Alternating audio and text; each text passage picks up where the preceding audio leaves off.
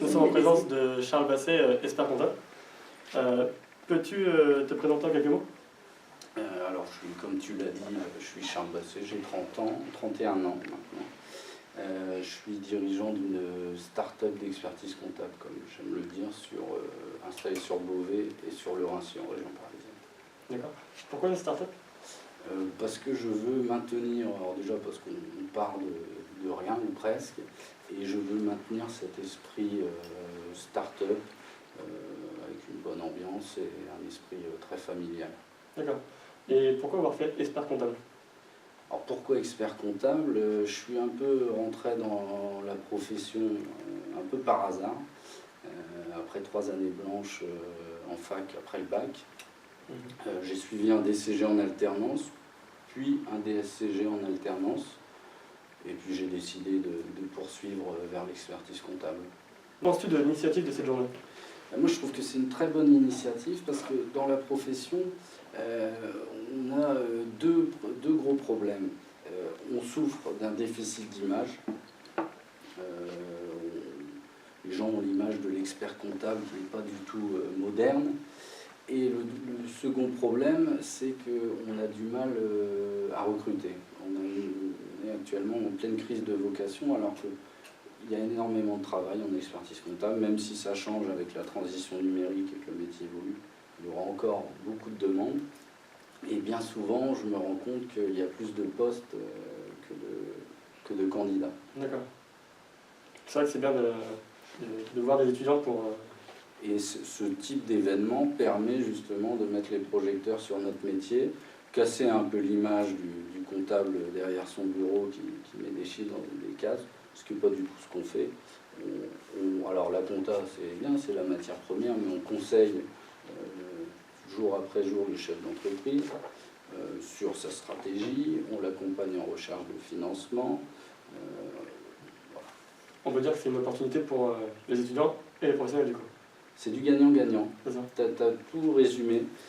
Ça va permettre aux professionnels de peut-être rencontrer son futur collaborateur et aux collaborateurs, j'ai pris de l'avance, à l'étudiant, de comprendre réellement le temps d'une journée ce qu'est vraiment le métier de l'expertise comptable.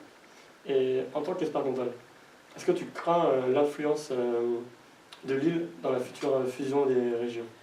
Alors, pour être tout à fait franc avec toi, je n'y étais pas favorable. Pourquoi? Parce qu'en Picardie, on a un gros avantage, c'est qu'on est une région familiale où même l'expert comptable qu'on aime le moins, on l'apprécie quand même. Et on se connaît tous, il y a une proximité qui est utile à bien des égards. C'est vrai qu'avec la fusion des régions, on va être dans un grand ensemble où on sera plus anonyme.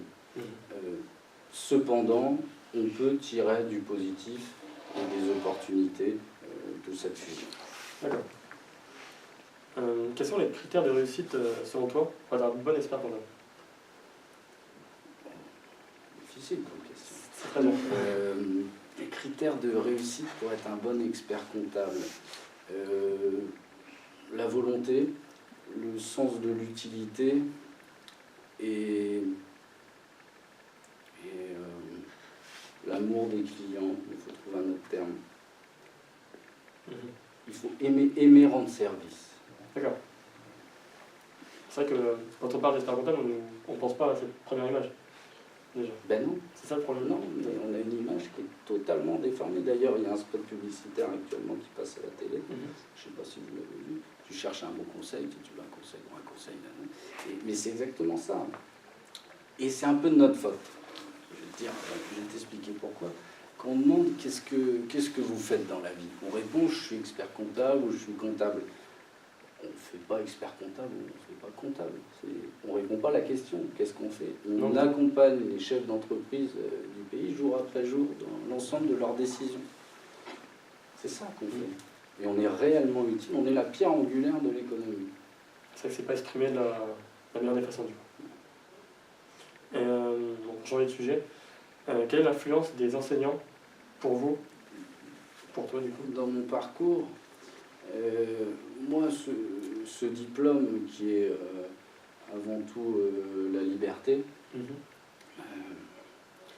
le dois à 3 institutions. L'éducation nationale, la profession et mes parents qui m'ont donné le droit à l'erreur. Donc les enseignants ont joué un grand rôle dans mon parcours et d'ailleurs m'ont convaincu à la fin du DCG de poursuivre en DSCG. J'avais des opportunités de partir dans l'immobilier et j'ai décidé, grâce à M. Robert en l'occurrence, de poursuivre dans le métier de l'expertise comptable et grand bien m'en a pris. D'accord. Quel conseil pouvez-vous donner aux futurs jeunes étudiants en DCG? De s'accrocher, c'est véritablement ce parcours, il faut le prendre comme un marathon. C'est pas un sprint, c'est très long. Moi, quand j'ai commencé le DCG, je voulais pas du tout être expert comptable, je voulais monter une agence immobilière avec un copain à la fin du DCG. Et je pense qu'il faut le faire par étapes. Voilà. Si vous regardez tout de suite l'objectif final à 10 ans, parce que c'est quasi 10 ans, avec le temps des résultats, ça décourage. Donc c'est par étapes, DCG, DSCG, stage d'expertise comptable et DEC. Il y a quand même un avantage, c'est que vous avez le DCG et le DSCG qui sont quand même des diplômes extrêmement reconnus. Donc même si vous n'arrivez pas au bout, je vous encourage à aller au bout, parce que c'est vraiment intéressant. Vous avez quand même des diplômes qui ont de la valeur sur le marché. On a un droit de finance aujourd'hui. Ouais. Donc, quelle est pour vous l'importance du conseil financier? Le conseil financier, alors c'est une notion large, c'est essentiel. C'est essentiel. Le bilan et la compta, comme je te l'ai dit tout à l'heure, c'est la matière première. Après, nous, le rôle du professionnel, c'est de la faire parler, entre guillemets, et d'en profiter pour donner des conseils à son client, qui soit dans tous les domaines, financiers, juridiques, patrimoniaux, social. Bien sûr. Toutes les matières qu'on voit en DCG. On a une palette d'exercices qui est extrêmement large. Extrêmement large.